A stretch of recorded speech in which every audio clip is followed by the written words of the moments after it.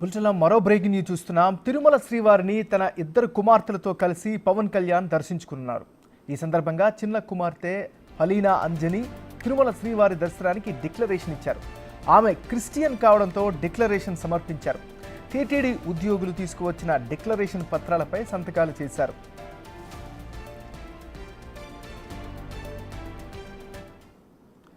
ఫలీనా Anjani minor అయినందున తండ్రిగా పవన్ కళ్యాణ్ కూడా ఆ పత్రాలపై సంతకాలు చేశారు. కుమార్తెలు ఆద్య, ఫలీనాతో కలిసి కాసేపట్లో శ్రీవారిని దర్శించుకుంటారు డిప్యూటీ సీఎం పవన్ కళ్యాణ్.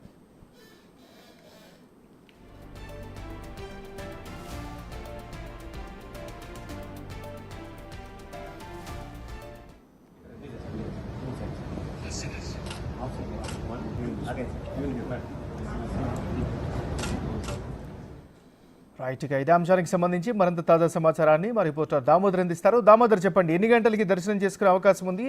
మీ దగ్గర అప్డేట్స్ ఏంటి? ఆలయంలోకి మహాద్వారం గుండా ఏదైతే పవన్ కళ్యాణ్ వెళ్ళనున్నారో ఆయనతో పాటు ఆయన కుమార్తెలు ఇది రేణుదేశాయ్ కుమార్తె అయిన ఆద్యతో పాటు అన్నా లెజినోవో కుమార్తె ఫలీనా అంజలి కొనిదెల వీళ్ళు ముగ్గురు వెళ్ళనున్నారు. అయితే అన్ని విమర్శలకు చెక్ పెడుతూ గతంలో డిక్లరేషన్ మీద గత 3 రోజులుగా వారం రోజుల క్రితం 3 రోజుల పాటు పెద్ద ఎత్తున వివాదాలు కూడా చెలరేగాయి జగన్మోహన్ రెడ్డి విషయంలో. ఈ విషయంలో తనకు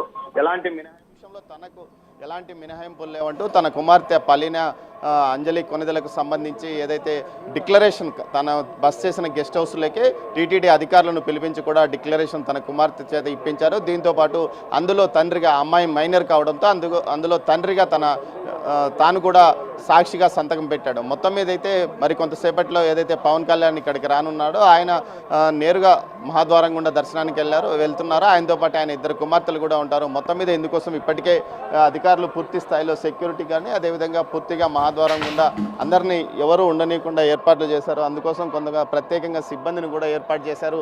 మరోవైపు ఆయన ఈరోజు అంటే స్వామివారి దర్శనం ముగిసిన తర్వాత అటు ఆలయం లోపలే ఉన్న లడ్డు పోటును కూడా పరిశీలించే అవకాశం ఉందని తెలుస్తున్నారు. ఈ సందర్భంగా అక్కడ పోటు కార్మికులతో ఆయన మాట్లాడనున్నారు. అదేవిధంగా అన్నప్రసాద నైవేద్యాలు తయారు చేసే పోటులో కూడా ఆయన కార్మికులతో కూడా అదేవిధంగా శ్రీ వైష్ణవులైన వారిని పిలిపించి మాట్లాడే అవకాశం ఉందని తెలుస్తుంది. ముఖ్యంగా ఏ విధంగా ఇప్పుడు ఏదైతే హిందూ సమాజంలో అతిపెద్ద వివాదంగా మారిన శ్రీవారి ప్రసాదాలకు సంబంధించి వినియోగించిన లడ్డు ఏదైతే నెయ్యి కల్తీ అన్న వ్యవహారంలో పూర్తి స్థాయిలో జరుగుతున్న వివాదాల్లో సంబంధించి ఆయన ఇప్పటికే ప్రాయశ్చిత దీక్ష చేపట్టి 11 రోజులుగా దీక్ష చేపట్టాడు. ఈరోజు ఆయన స్వామివారిని దర్శించుకున్న తర్వాత తన దీక్షను విరమించుకోనున్నారు. ఈ నేపథ్యంలో అక్కడ లడ్డు పోటుతో పాటు అదేవిధంగా ఏదైతే స్థానికంగా ఉన్న నైవేద్యం పోటు కార్మికులతో మాట్లాడనున్నారు. తర్వాత బయటకు వచ్చిన తర్వాత అన్నప్రసాద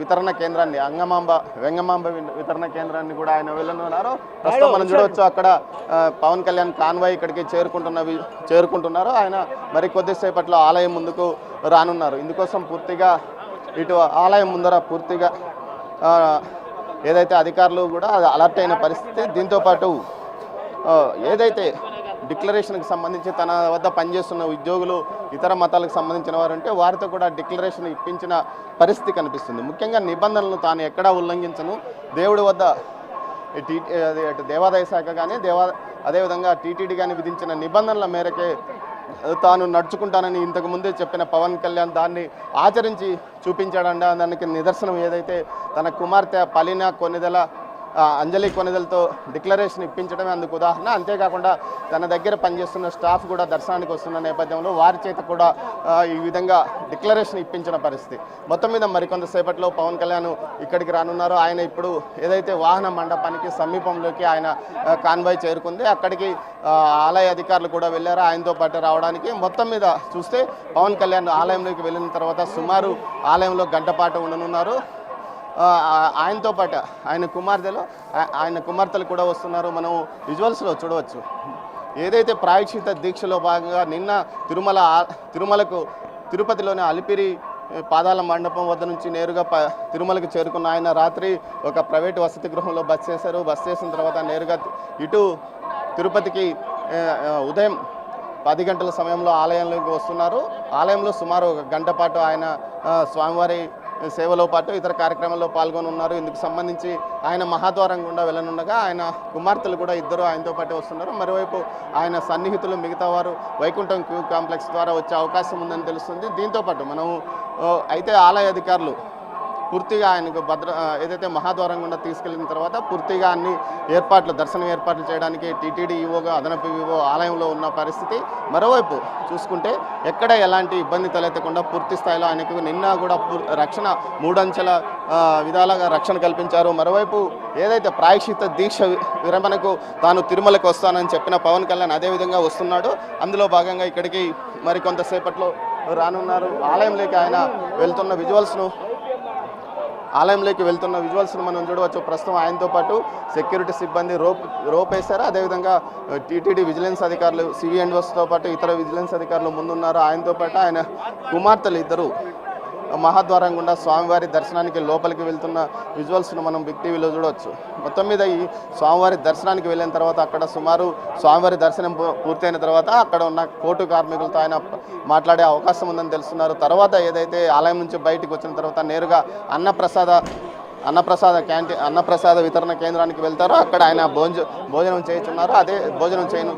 అదేవిధంగా ఏదైతే ముఖ్యంగా దానికి సంబంధించి గతంలో క్వాలిటీ లేదు అన్న విషయం పెద్ద ఎత్తున విమర్శలు వచ్చిన నేపథ్యంలో ఏదైతే కూటమి ప్రభుత్వం అధికారంలోకి వచ్చిన తర్వాత ఆయన క్వాలిటీ మెరుగైంది. ఆ విషయాన్ని కూడా భక్తులతో మాట్లాడుతున్నారు. అదేవిధంగా అక్కడ ఉన్న అన్నప్రసాదాన్ని తయారు చేసే వంటశాలను పరిశీలించనున్నారని తెలుస్తున్నారు. మొత్తం మీద చూస్తే స్వామివారి దర్శనానికి ఆయన ఆలయం లోపలికి వెళ్ళారు. ఆయనకు సాంప్రదాయబద్ధంగా లోపలికి తీసుకువెళ్ళిన పరిస్థితి. తర్వాత అక్కడి నుంచి ఏదైతే టీటీడీ అదనపు ఈవో వెంకయ్య చౌదరి ఆయన ఆలయంలోకి తీసుకువెళ్ళనున్నారు. మరోవైపు ఏదైతే డిక్లరేషన్ విషయంలో చాలా ఖచ్చితంగా తన టీటీడీ నిబంధనలను దేవాదాయ శాఖ నిబంధనలను పవన్ కళ్యాణ్ పాటించారని చెప్పవచ్చు. ముఖ్యంగా ఆయన కుమార్తె ఏదైతే అన్నా లెజినోవా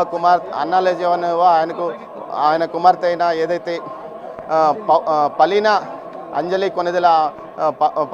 కొనిదెలకు సంబంధించి డిక్లరేషన్ ఆయన ఇప్పించారు. అదేవిధంగా తనతో పనిచేస్తున్న సిబ్బందిలో కూడా అన్యమతస్తులు ఉంటే వారితో కూడా దగ్గరుండి డిక్లరేషన్ ఇప్పించారు. ఏదైతే పలీనా కొనిదెల చిన్న మైనర్ కావడంతో సాక్షిగా తండ్రిగా తన సంతకం కూడా చేశాడు. ఈ విధంగా గతంలో ఏదైతే గత వారం రోజుల క్రితం మేము డిక్లరేషన్ చేయమంటూ ఏదైతే అన్యమతస్తులైనప్పటికీ ఎందుకు డిక్లరేషన్ చేయాలంటూ వాదించి ఒక విధమైన వివాదాన్ని సృష్టించిన వారికి తగిన రీతిలో ఈ విధంగా విమర్శకులకు తగిన బుద్ధి చెప్పారంటూ కూడా ఏదైతే జనసేన వర్గీయులతో పాటు కూటమి నేతలు అంటున్న పరిస్థితి. ముందుగానే తన కార్యాలయానికి ఏదైతే తాను బస చేసిన వసతి గృహానికి సంబంధిత అధికారులను పిలిపించుకున్నారో ఆ సందర్భంగా వారితో మాట్లాడి తన కుమార్తెతో డిక్లరేషన్ మీద సంతకాలు చేయించారు. డిక్లరేషన్ ఎందుకు ఇవ్వాలి అన్న విషయాన్ని కూడా తన కుమార్తెకు పూర్తిగా వివరించినట్లు సమాచారం. ఆ తర్వాతనే ఆయన తండ్రిగా సాక్షి సంతకం కూడా అందులో చేసినట్లు చెప్తున్నారు. మరోవైపు ఏదైతే పవన్ కళ్యాణ్ ఆలయంలోకి వెళ్ళిన తర్వాత ఆలయంలో పోటు కార్మికులతోనో అదేవిధంగా దర్శనం పూర్తయిన తర్వాత లడ్డూ పోటు కార్మికులతోనో అదేవిధంగా నైవేద్య ప్రసాదం తయారు చేసే కార్మికులతోనో మాట్లాడనున్నారు. ఆ తర్వాత తిరిగి ఆయన బయటకు వచ్చి అన్నప్రసాద వితరణ కేంద్రంలో ఆయన కూడా భక్తుల్లాగే భోంచేసి తర్వాత అక్కడ ఉన్న వంటశాలను పరిశీలించి అక్కడ కార్మికులతో మాట్లాడుతున్నారు. అయితే ఈరోజు ఆయన తిరిగి జాపాలి వెళ్ళనున్నారని తెలుస్తుంది. అయితే జాపాలి ఆంజనేయ స్వామి ఆలయానికి వెళ్ళనున్నారా లేదా అన్న విషయానికి అయితే ఇప్పటి వరకు షెడ్యూల్ లేదు. అది ఉన్నటువంటి షెడ్యూల్లో చేరే అవకాశం ఉందని తెలుస్తుంది. మొత్తం మీద ఆయనతో పాటు కుమార్తెలు ఇద్దరు మహాద్వారం గుండా వెళ్ళారు. అయితే మరికొంతమంది ఆయన సన్నిహితులు వైకుంఠం క్యూ కాంప్లెక్స్ ద్వారా స్వామివారి దర్శనానికి కూడా వస్తున్నట్టు తెలుస్తుంది. ఇందులో భాగంగా కొంతమంది ఏదైతే ఆయనకు సంబంధించిన జనసేన నాయకులతో పాటు ఇతరులు ప్రస్తుతం స్వామివారి దర్శనానికి వెళ్ళడానికి ఇటు క్యూ లైన్లోకి చేరుకుంటున్న పరిస్థితి. వైకుంఠం క్యూ కాంప్లెక్స్ ద్వారా వీరంతా ఇక్కడికి వస్తున్నారంటూ కూడా తెలుస్తుంది. మరోవైపు చూస్తే ఈరోజు సాయంత్రం వరకు ఆయన ఈరోజు రాత్రి తిరుమలలోనే ఉంటారు. రేపు మరోసారి ఉదయం స్వామివారిని దర్శించుకొని తర్వాత తిరిగి మధ్యాహ్నం సాయంత్రం 4 గంటల సమయంలో తిరిగి తిరుపతి వెళ్తారు. తిరుపతిలోని జ్యోతిరావు పూలే సర్కిల్ వద్ద ఏర్పాటు చేసిన వారాహి విజయోత్సవ సభలో ఆయన పాల్గొంటారు. ఈ సందర్భంగా ఏదైతే తాను ఎందుకు ప్రాయశ్చిత్తం చేయాల్సి వస్తుందో అన్న విషయాన్ని ఆయన చెప్తారో, అదే ప్రాయశ్చిత్త దీక్ష ఎందుకు చేయాల్సి వచ్చిందో చెప్తారో, అదేవిధంగా ప్రస్తుతం సుప్రీంకోర్టులో ఏదైతే ఈ కేసుకు సంబంధించి నెయ్యి వివాదానికి సంబంధించిన కేసు పెండింగ్లో ఉండడం వల్ల ఆయన ఆ విషయం గురించి మాట్లాడే అవకాశం లేకపోయినా రేపు దానికి సంబంధించి ఒక ఏదైనా ఒక స్వతంత్ర కమిటీని కేంద్ర ప్రభుత్వం ఏర్పాటు చేస్తుందా, రాష్ట్ర ప్రభుత్వం ఏర్పాటు చేసిన సీట్ కమిటీనే కొనసాగిస్తుందా అన్న విషయంలో ఒక క్లారిటీ వచ్చే అవకాశం ఉంది. ఖచ్చితంగా ఆ విషయాన్ని మాట్లాడతాడు. అదేవిధంగా రాష్ట్రంలో సనాతన ధర్మం గత 5 సంవత్సరాలుగా ఎంత ఇబ్బంది పడింది అన్న విషయాన్ని ఆయన రేపు లెక్కల ద్వారా ఎన్ని జరిగాయి, ఎన్ని దాడులు జరిగాయి దేవాలయాలపైన, ప్రస్తుతం అసలు ఏం జరిగింది అన్న విషయాన్ని వారాహి సభలోనే ఆయన వివరించనున్నట్లు పార్టీ సీనియర్ నాయకులు హరిప్రసాద్ ఇంతకుముందు మనతో మాట్లాడుతూ తెలియజెప్పారు. ముఖ్యంగా గత 2019 నుంచి 2024 జూన్ వరకు జరిగిన సంఘటనల పరిణామ క్రమాన్ని మొత్తం ఆయన వివరించనున్నట్లు, ఎందుకు తాను ఈ సనాతన ధర్మాన్ని ఆచరించాలి, దానికోసం పోరాటం చేయాలన్న విషయాన్ని కూడా ఆయన ఈ సభ ద్వారా ప్రజలకు కానీ అదేవిధంగా తన పార్టీ కేడర్కి కానీ చెప్పనున్నట్టు తెలుస్తుంది. మొత్తం మీద అయితే ఏదైతే ప్రాయశ్చిత్త దీక్ష పూర్తిగా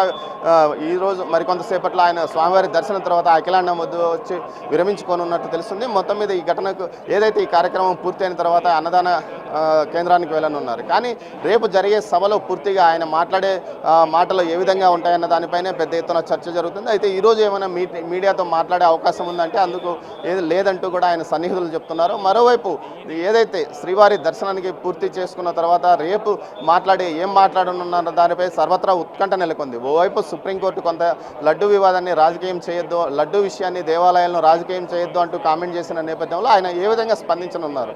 ముఖ్యంగా అయితే గత ప్రభుత్వంలో జరిగిన తిరుమలలో జరిగిన ఏవైతే జరిగాయో వాటి గురించి పూర్తి స్థాయిలో ఆయన రేపు వారాహి విజయోత్సవ సభలో తన ప్రసంగం ద్వారా చెప్పనున్నారు. ఇందులో భాగంగానే ప్రస్తుతం ఆయన ఆలయంలోకి వెళ్ళారు.